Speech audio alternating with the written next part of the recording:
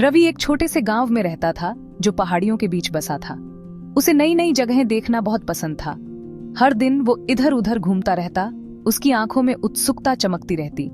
गांव उसका खेल का मैदान था, जहां हर जगह कुछ न कुछ छुपा हुआ था। रवि गांव के हर कोने, हर पेड़ और हर कंकड़ को जानता था। एक धूप वाली दोपहर रवि गांव के तालाब, कमल तालाब के पास खेल रहा था। सूरज की रोशनी में तालाब ऐसे चमक रहा था जैसे हजारों हीरे जड़े हों। पानी में कमल के फूल खिले हुए थे, उनकी पंखुड़ियां रंग बिरंगी दिख रही थीं। जैसे ही रवि तालाब के किनारे उछलता कूदता आगे बढ़ा, उसने घास में कुछ पड़ा हुआ देखा। वो एक पुराना फटा हुआ नक्शा था जिसके किनारे घिसे हुए थे। नक्शा जानवर की खाल के एक टुकड़े पर बना हुआ था और बहुत पुराना लग रहा था। नक्शा देखकर रवि को बहुत उत्सुकता हुई। उसने उसे उठाया और उस पर लगी धूल साफ की। क्या ये खजाने का नक्शा हो सकता है? ये सोचकर उसके रोंगटे खड़े हो गए। उसने नक्शे को कसकर पकड़ा और अपने घर की तरफ भागा। वो नक्शे का रहस्य जानने के लिए बेताब था। रवि भागता हुआ अपने घर पहुंचा। वो कहुशी से हाँफ रहा था। उसकी दादी अम्मा बरामदे में बैठी रंग बिरंगी चटाई बुन रही थी। उन्होंने ऊपर देखा, उनके झुर्रियों वाले चेहरे पर मुस्कान फैल गई। क्या हुआ रवि, तुम ऐसे लग रहे हो जैसे भूत देख लिया हो। वो हंसी। रवि अपनी कहुशी को रोक नहीं पाया। उसने अम्मा को नक्शा दिखाया। अम्मा ने धीरे से नक्शा लिया। धुंधली रेखाओं और अजीब चिन्हों को देखकर उनकी आंखें चौड़ी हो गईं। वो जीवन भर गांव में रही थीं और गांव की कहानियां उन्हें जुबानी याद थीं। रवि, ये तो कमल तालाब के गुप्त खजाने का नक्शा लग रहा है। रवि के तो होश ही उड़ गए। उसने गुप्त खजाने के बारे में अफवाहें और किस्से सुने थे, लेकिन उसने उन्हें सिर्फ कहानियां समझकर नजरअंदाज कर दिया था। क्या ये सब सच हो सकता था? अम्मा ने रवि की आंखों में हैरानी देखी तो उन्होंने गुप्त खजाने की कहानी सुनानी शुरू कर दी। उन्होंने एक नेक दिल राजा की कहानी सुनाई जिसने अपने खजाने को लुटेरों से बचाने के लिए उसे छुपा दिया था। फिर उसने जंगल के जादुई रक्षकों को इस रहस्य की रक्षा सौंपी थी। कहा जाता है कि ये नक्शा 3 जादुई जगहों तक जाता है। हर जगह की पहेली सुलझाने पर ही कोई खजाना पा सकता है। रवि अम्मा की कहानी ध्यान से सुन रहा था। कहानी ने उसके अंदर के साहसी को जगा दिया था। उसने खजाना ढूंढने की ठान ली थी, खजाने के लिए नहीं बल्कि रोमांच के लिए। लेकिन अम्मा, ये नक्शा तो पुराना और फटा हुआ है। मैं कैसे रास्ता ढूंढूंगा?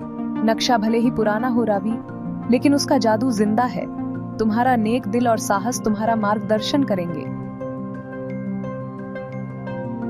अगली सुबह नक्शा, खाने से भरा झोला और अम्मा का आशीर्वाद लेकर रवि अपने साहसिक सफर पर निकल पड़ा।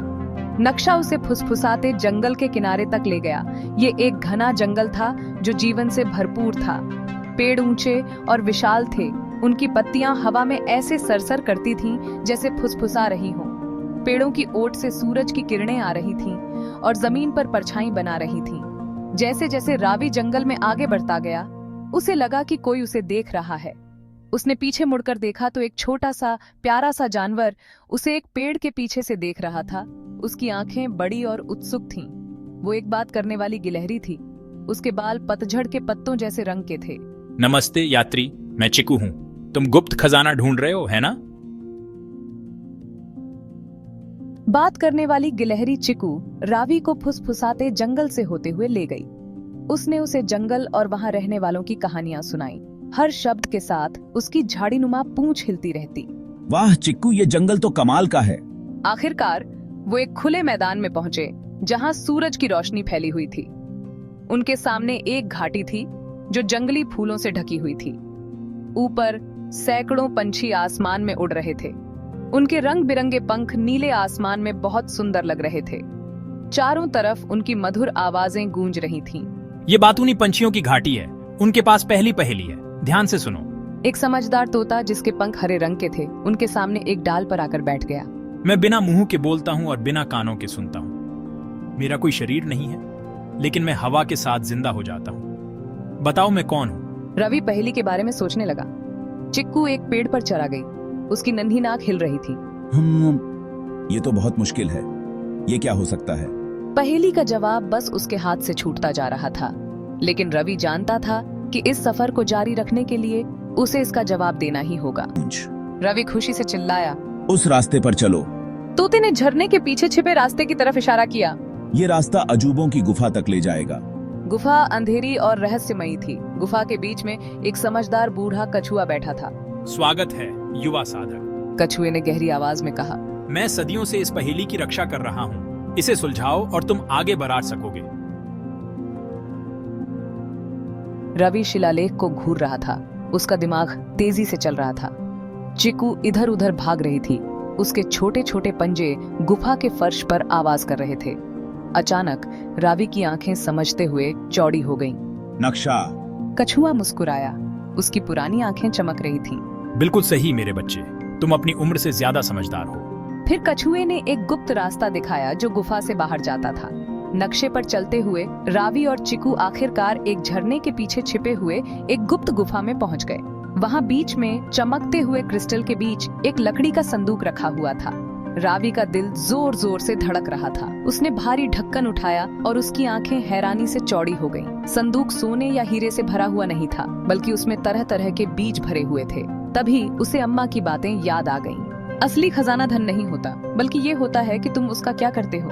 रावी समझ गया कि उसे क्या करना है। रावी गांव वापस लौटा, एक विजयी खजाना खोजने वाले के रूप में नहीं, बल्कि एक ऐसे हीरो के रूप में जिसका दिल दया से भरा हुआ था। उसने सभी ग्रामीणों को इकट्ठा किया और उनके साथ बीज बांट दिए। उसने उन्हें बीज बोना और उनकी देखभाल करना सिखाया। जल्द ही पूरा गांव जीवन से खिल उठा। रसीले फलों से लदे फलों के पेड़, रंग बिरंगे फूलों से भरे खेत और ताजी सब्जियों से भरे बगीचे ने पूरे गांव की तस्वीर बदल दी। गांव वाले बहुत खुश हुए। उन्होंने पहले कभी इतनी बहार नहीं देखी थी। उन्होंने रवि का बहुत बहुत धन्यवाद किया। उनके चेहरे खुशी से चमक रहे थे। रवि के सम्मान में एक भव्य दावत का आयोजन किया गया। पूरा गांव जश्न मनाने के लिए इकट्ठा हुआ। उनके दिल खुशी और कृतज्ञता से भरे हुए थे। चारों तरफ संगीत, नृत्य और हंसी की आवाजें गूंज रही थीं। छोटा खोजी रवि एक किंवदंती बन गया। इसलिए नहीं कि उसने एक छिपा हुआ खजाना ढूंढ निकाला, बल्कि इसलिए कि उसने उसे अपने गांव वालों के साथ बांटा। उसने सीखा था कि असली खुशी धन इकट्ठा करने में नहीं, बल्कि उसे दूसरों के साथ बांटने में है। उस दिन से रावी ने खजाने के लिए नहीं, बल्कि ज्ञान और अनुभव के लिए खोजबीन जारी रखी। वो जानता था कि दुनिया अजूबों से भरी हुई है, जो खोजे जाने का इंतजार कर रहे हैं, और उसने उन सभी को देखने की ठान ली थी। और इस तरह नेक दिल खोजी रावी की कहानी पीढ़ी दर पीढ़ी चली आ रही है, जो सभी को याद दिलाती है कि असली धन दया, साझा करने और खोज की खुशी में है। अगर आपको स्टोरी अच्छी लगी तो वीडियो को लाइक करें और चैनल को सब्सक्राइब करें।